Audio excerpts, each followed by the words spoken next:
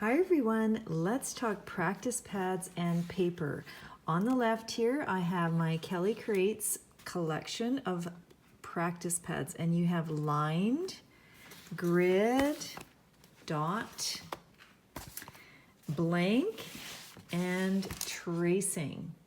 So one thing you want to know is with the line pad, it is a really nice size of a spacing of lines to accommodate your large brush pens, but also you can use half the space for your small brush tip pens. I think I explained this in another video though.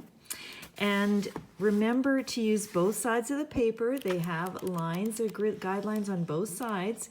It's very smooth. If you have brush pens, you have to have special smooth practice paper, not just regular copy paper. On the right, let me show you the new exciting smaller versions of these. We have the travel size pads, and this is the grid. Now the binding is a little bit different. So the binding is a gummed pad, so it will just pull out like this. It's not perforated, so it's easy pull out. Whereas these pads on the left, the larger pads, have a perforation at the top. So to get them out, what you need to do is run your finger along the fold and create a crease. So I'm going to go like this, open it up, create that crease, and then I would grab it here and gently pull it out like that. Okay? That's how the perforated pads work. These are gummed pads, so you don't have to do that. There's the dot. There is the line pad. Same spacing. Oopsies, what is that? I don't know. Same spacing as the other line pad, the tracing pad, and something very exciting to show you.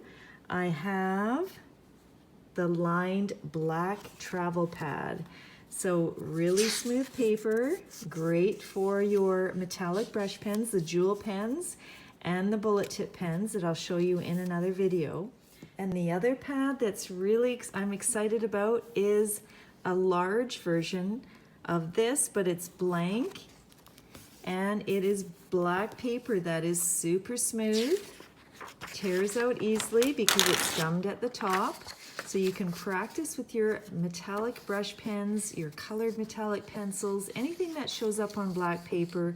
You're going to love this pad. So this is the larger version, and it doesn't have lines. This smaller one, the practice one, has lines.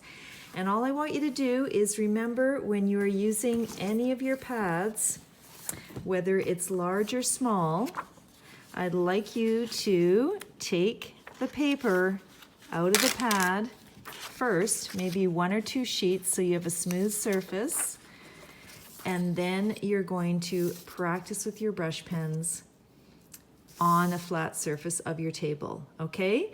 So you're not going to practice in your pad where your hand is going to fall off the edge like this. You're going to take your paper out, a couple pieces, put them on your table, and get started. Okay, have fun practicing. See you next time. Thanks for watching.